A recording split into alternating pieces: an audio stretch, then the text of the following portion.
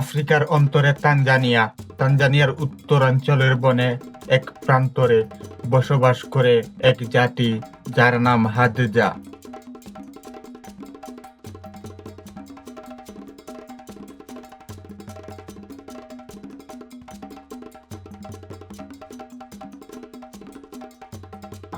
তারা আমাদের মতো শহর জানে না, নেই মোবাইল, নেই রাস্তা, নেই বিদ্যুৎ।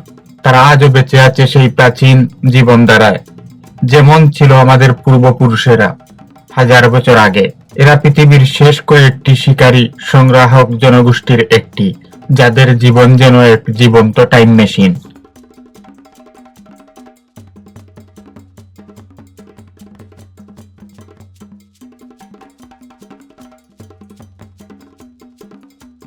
গবেষকরা বলেন, হাদজরা আফ্রিকার অন্যতম প্রাচীন জাতি।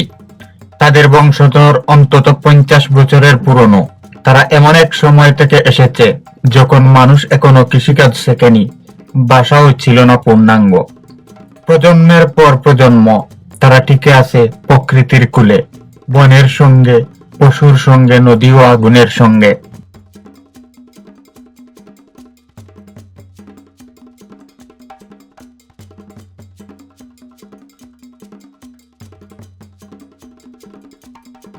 তাদের ইতিহাস কোনো বইয়ে লেখা নেই, লেখা আছে তাদের গানের সুরে, তাদের চোখের দৃষ্টিতে আর আগুনে ঘিরে বসে শোনা গল্পে। তাদের ভাষার নাম হাদজানে। এ ভাষা বিশ্বের অন্য কোনো ভাষার সঙ্গে মেলে না। এতে আছে ক্লিক শব্দ, জিহ্বা দিয়ে তৈরি এমন সুর যা শিকার করার সময় সংকেত হিসেবে ব্যবহৃত হয়। তাদের ভাষায় আগামীকাল বা গতকালের মতো শব্দ নেই, কারণ তাদের কাছে সময় মানে কেবল আজ, এই মুহূর্তেই বেঁচে থাকা।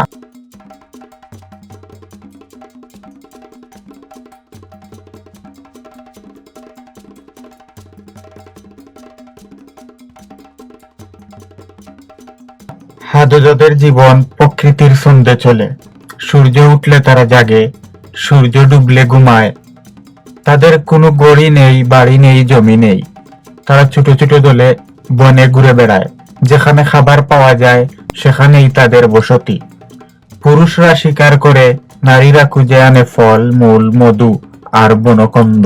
প্রতিদিনই তাদের জন্য নতুন অভিযান বেঁচে থাকার।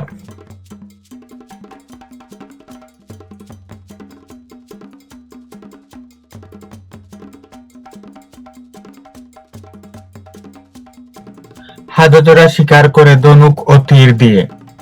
তাদের তীরে থাকে বিশেষ বিষ, আদালেব নামের গাছের রস থেকে তৈরি। একটি তীর তাদের কাছে শুধু অস্ত্র নয়, এটি পরিচয়ের প্রতীক। তীরের নকশা দেখে বোঝা যায় কে এটি বানিয়েছে।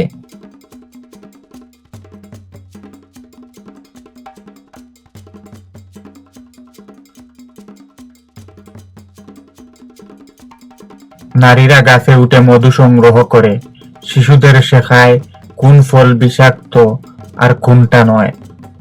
তারা জানে কোন পাখির ডাক মানেই পানি আছে, আর কোন গাছের পাতা চিবালেই ক্ষুধা কমে যায়।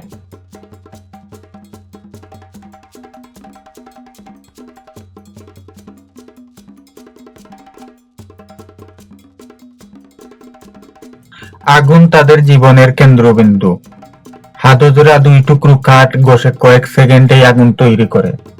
এই আগুনেই রান্না হয়, আলো জ্বলে, গল্প বলা হয়। তাদের জন্য আগুন মানে উষ্ণতা, নিরাপত্তা আর সভ্যতার প্রতীক।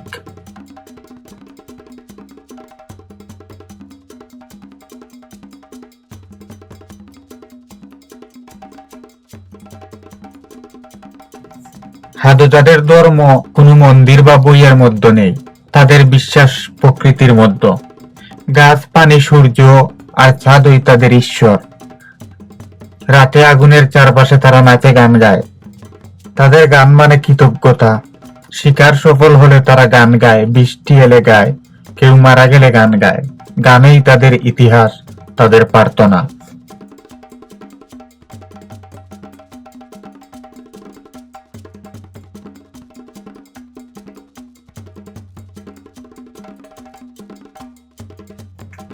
তাদের সমাজে সবাই সমান, কেউ কারো নেতা নয়, কারো চাকরও নয়। নারীরা যেমন সিদ্ধান্ত নেয়, পুরুষেরও তেমন অধিকার আছে। বাচ্চারা সবাই মিলে বড় হয়, একজনের সন্তান মানে সবার সন্তান।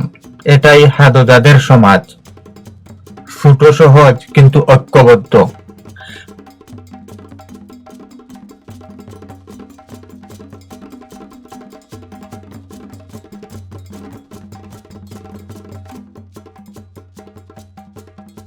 তাদের খাদ্য প্রাকৃতিক, কোনো রাসায়নিক নেই। তারা প্রতিদিন হাঁটে বা দৌড়ায় কিলোমিটারের পর কিলোমিটার। ফল, মধু, প্রাণীর মাংস, এই খাবারই তারা সুস্থ থাকে। তাদের রক্তচাপ, ডায়াবেটিস বা হৃদরোগ প্রায় নেই বললেই চলে।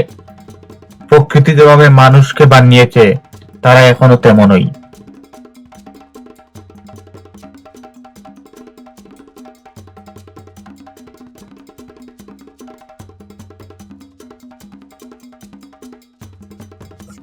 কিন্তু এই প্রাচীন জীবন আজ বিপদের মুখে। তাদের ভূমি দখল করছে কৃষক ও ব্যবসায়ী। বন কেটে তৈরি হচ্ছে রাস্তা, খামার, হোটেল।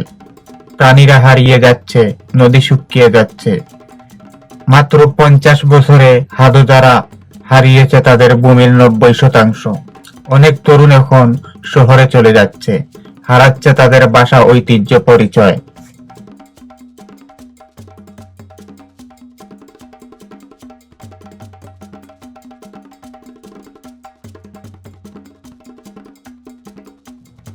তানজানিয়ার সরকার ও কিছু সংস্থা এখন কাজ করছে তাদের সংস্কৃতি টিকিয়ে রাখতে। কিছু হাদজা শিশু স্কুলে যাচ্ছে, কিন্তু এখনো বনে ফিরে আসে প্রতিদিন সন্ধ্যায়। তারা আধুনিকতার সঙ্গে বাঁচতে শিখেছে, কিন্তু নিজেদের শিকড় ভুলছে না। তারা বেঁচে আছে প্রকৃতির সন্তান হিসেবে, নির্ভীক, স্বাধীন, সরল। হাদজা কেবল একটি জাতি নয়, তারা আমাদের অতীতের প্রতিচ্ছবি।